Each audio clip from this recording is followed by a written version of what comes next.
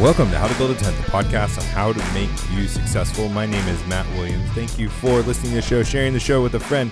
We are part of the Fight Laugh Feast Network. Go over to flfnetwork.com. Put in HTBT in the memo field. You'll get a sweet mug that you can see in the background. 15 ounces that hold all of your delicious beverages. Plus, you get tons of other great content. But most of all, you'll be coming alongside of us as we proclaim the Lordship of Jesus in every area of life. Find me on the social media sites, How to Build a Tent. Appreciate you all subscribing, hitting that notification button on YouTube, sharing the show live. If you're listening, just hit that share button right now as you're watching. That'd be great. And, of course, all of you listeners, I really appreciate as well. You can email me, matt@howtobuildatent.com. Love to hear from you. In fact, one of our topics today we're going to talk about from one of the emails I've gotten, and I just want to really drive home value.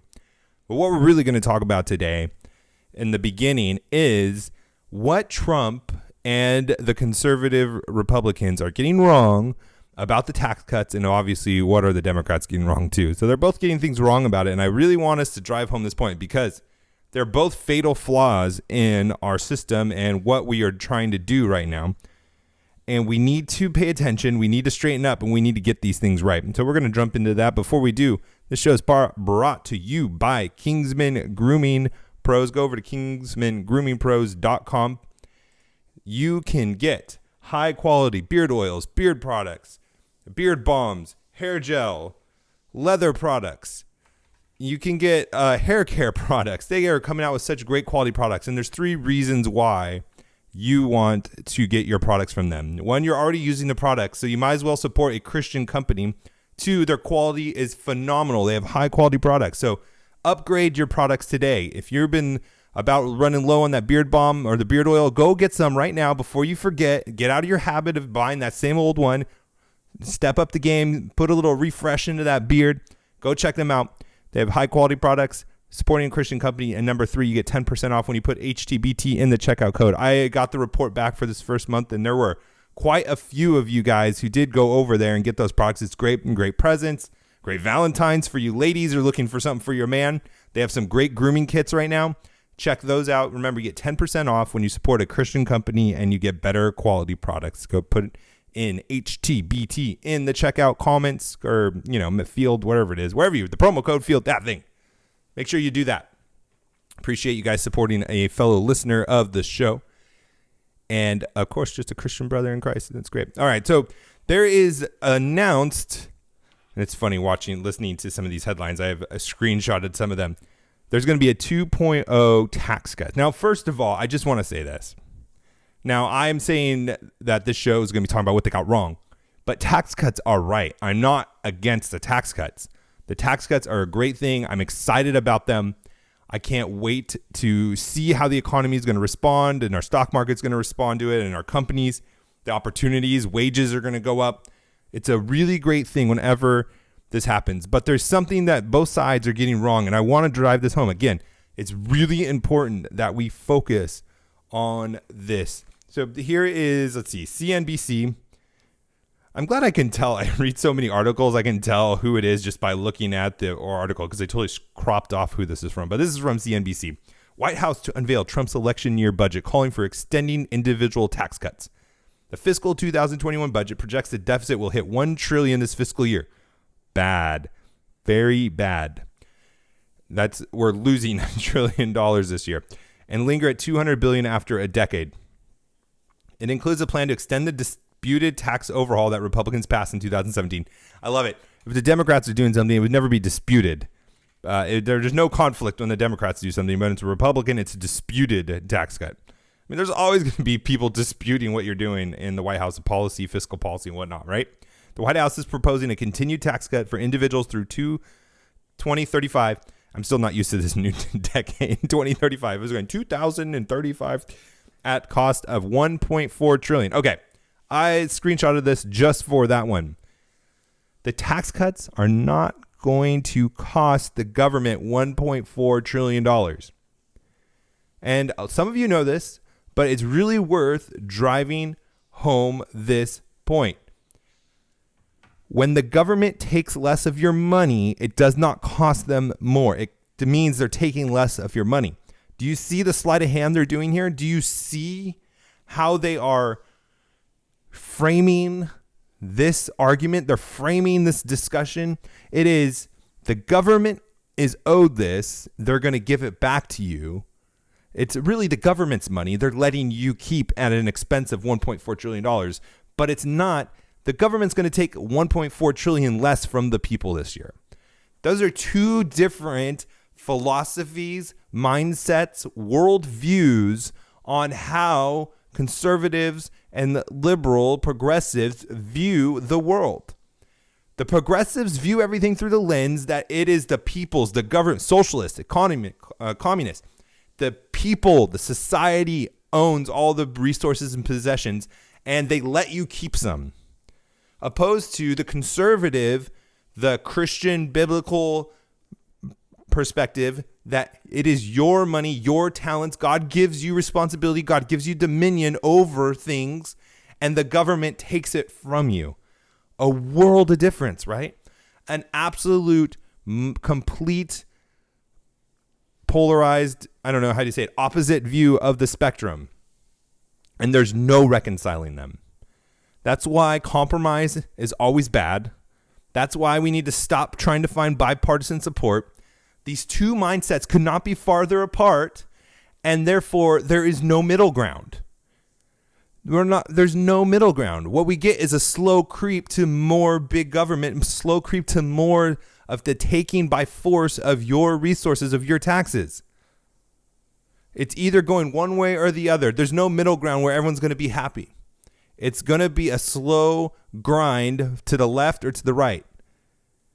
There's no point in compromising. And it's great that Trump is really taking it to him on these things. It's really great that he is pushing these tax cuts, although there are big problems with it. Let's see what Bloomberg had to say. President Trump's proposed, not with the tax cuts, with his just whole spending policy and stuff, because, I mean, we're still spending bananas amount of money.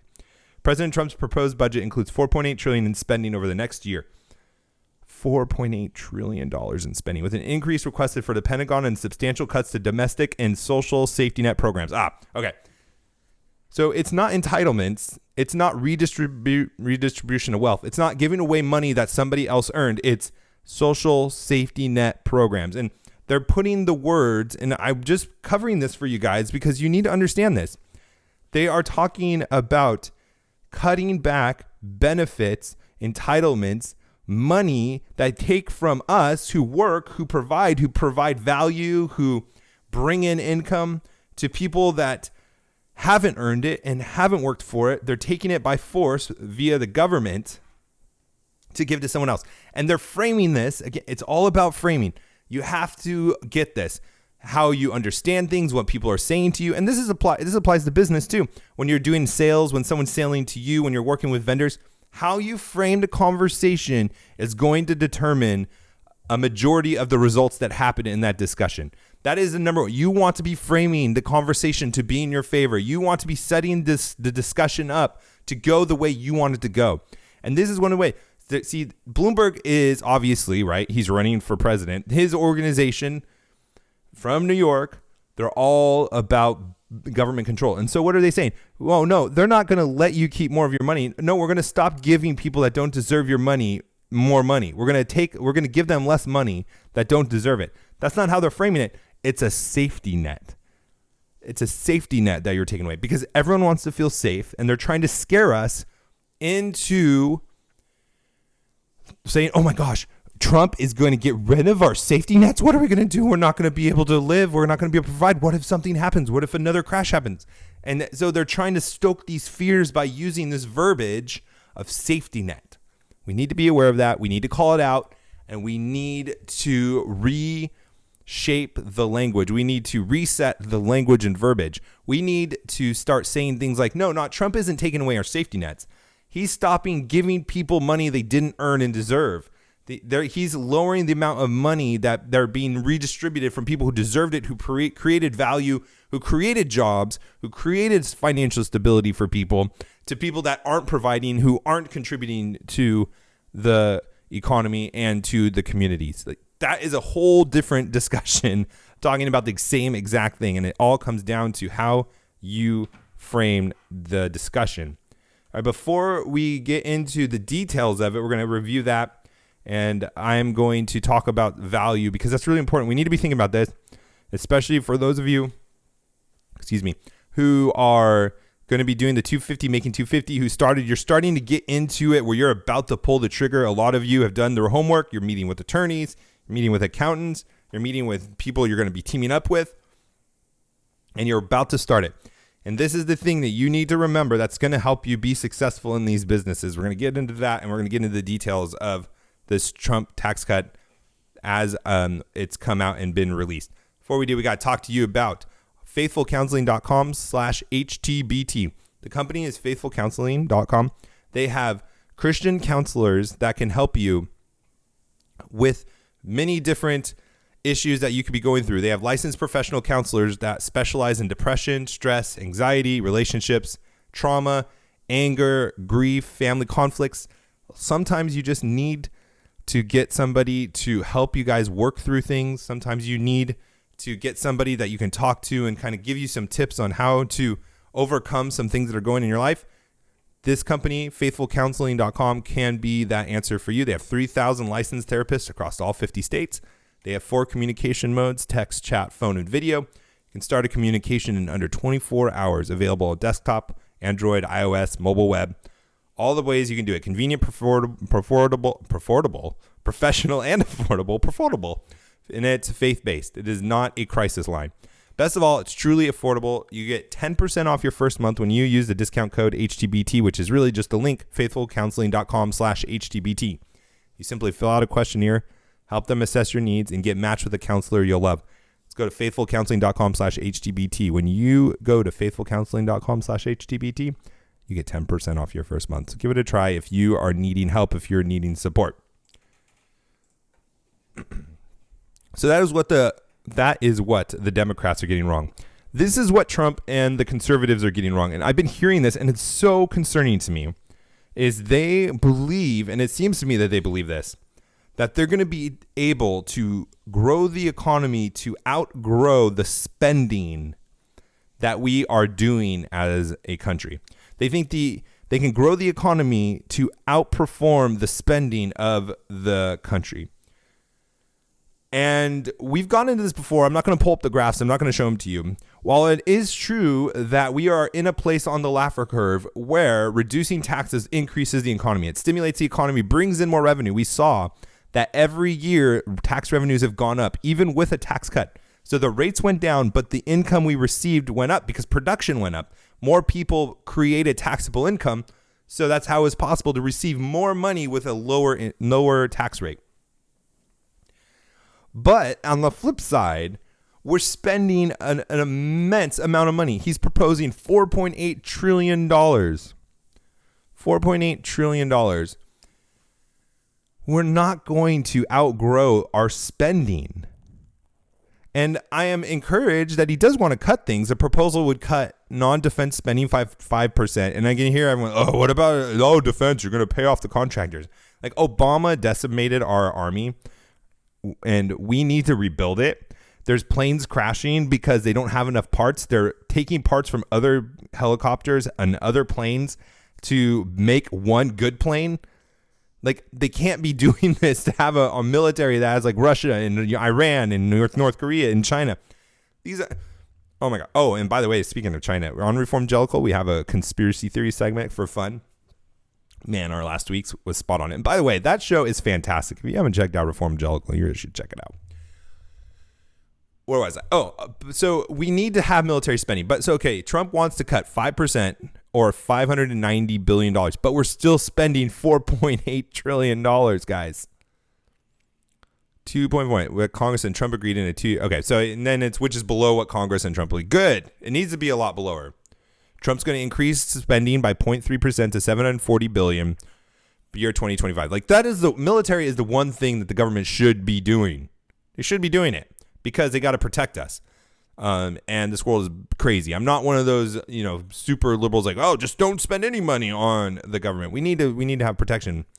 But there's these other programs that are just crushing us, guys, crushing us.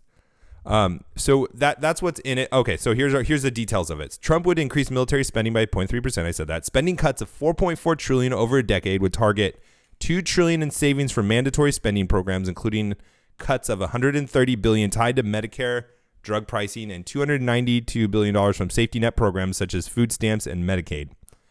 The budget assumes that $1.5 trillion tax cut package enacted in 2017 and set to expire by 2025 is extended, which is awesome. Like, yeah, let's extend it. It was only for 10 years. That was the only way they could pass it, as if it was temporary. So we need to get our Congress, and that's why it's important to vote for your Congress and House of Representatives, by the way, so that we can do permanent tax cuts and not these simple majority 10-year fixes. It works wonders on the market too when it's a fixed thing versus a temporary thing. The plan would request $2 billion in new funding for the wall, along with the U.S. southern border, less than $5 billion the administration sought last year. Which I just, on a side note, I know this isn't a politics show. I'm sorry, but I can't help it. It's like they're making, I think it was in the debate, which, such a disaster. Don't watch them. They're a waste of time. They were making fun of this old 17th, I think it was the gay mayor from Indiana who, some lady in Iowa found out he was gay, and she's like, "Can I change my vote?" Oh, the liberals must hate that. And they were saying that it's a 17th century solution to a 20th century problem. Oh my gosh! But every single one of them has walls on their house, and they have locks on their doors.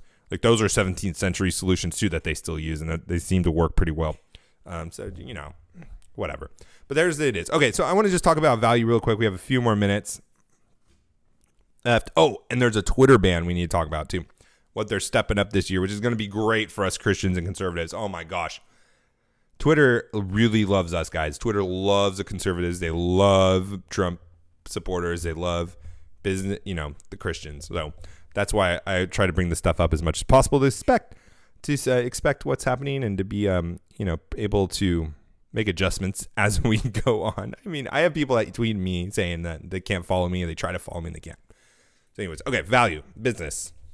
Throw the politics out for a second. I was talking with somebody on email, and I was really driving home the point of what is a business. You are providing value for somebody, and the transaction is very simple. It's our formula. Value equals benefit minus cost. And it looks different depending on what you're providing, if you're thinking of it from a business perspective or production perspective, or it looks different if you're doing it from sales. And so I want to dissect this from a sales perspective.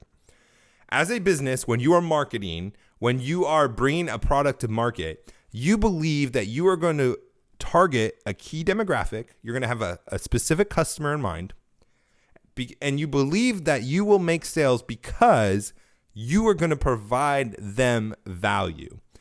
And this is the simplest way to do it. There's different words to say it, and there's different ways to think about this. But this is just high level. You have to get this right, and then you can go into it more, drill down to it in more detail. You believe that you can get them to pay a price to get the benefit of your product. And you believe that they will buy it, believing they are getting value. And what I mean is, the product or service you provide is a benefit to them, and the price that they are going to pay for that benefit is a cost to them. And so the only way that they are going to pay a price or give that cost is because they believe the benefit they'll receive from it is greater than the cost, equaling value. Do you see what I'm doing there? So you are providing value by providing them a benefit that is greater than the cost of it, or it's greater than the cost of them buying it somewhere else or doing it themselves or whatever it is. And so marketing, sales is communicating that, hey, my solution, my service, my product, whatever it is going to give you this value.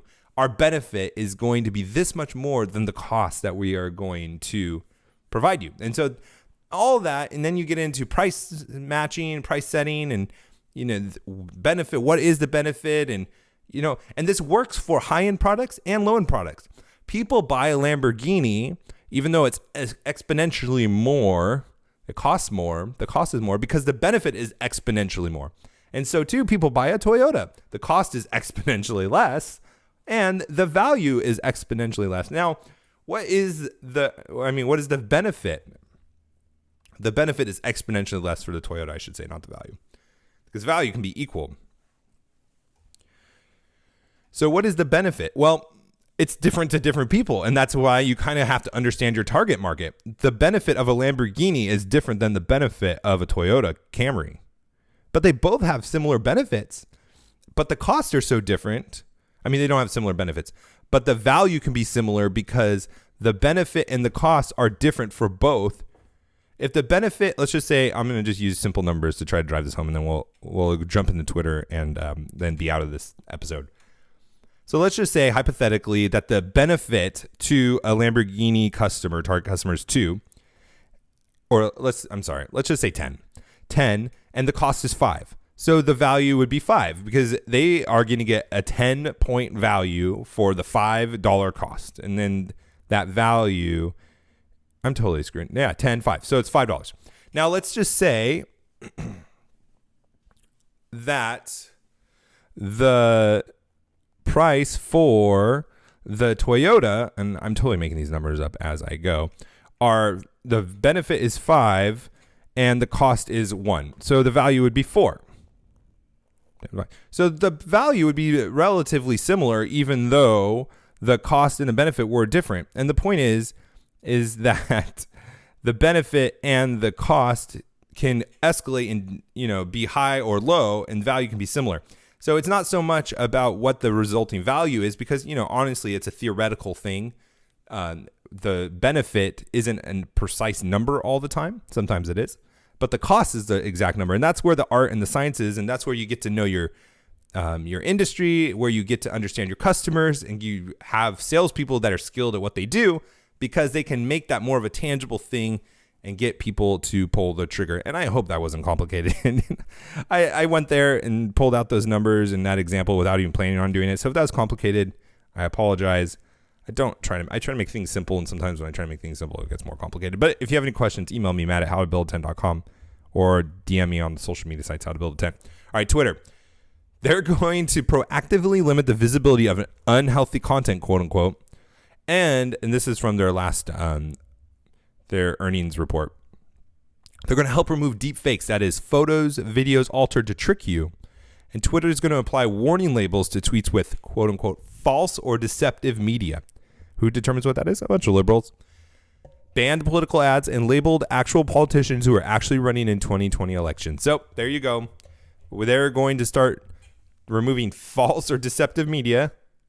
Not just the news, just media in general. What is media? It could be all this stuff, right? I mean, arguably everything on Twitter is media. Social media, in fact. And then proactively limiting the visibility of unhealthy content. So buckle up. It's getting real. Support the Fight Laugh Feast Network to get on our own platform and in our own app. Have a great week. We'll talk to you next time. God bless.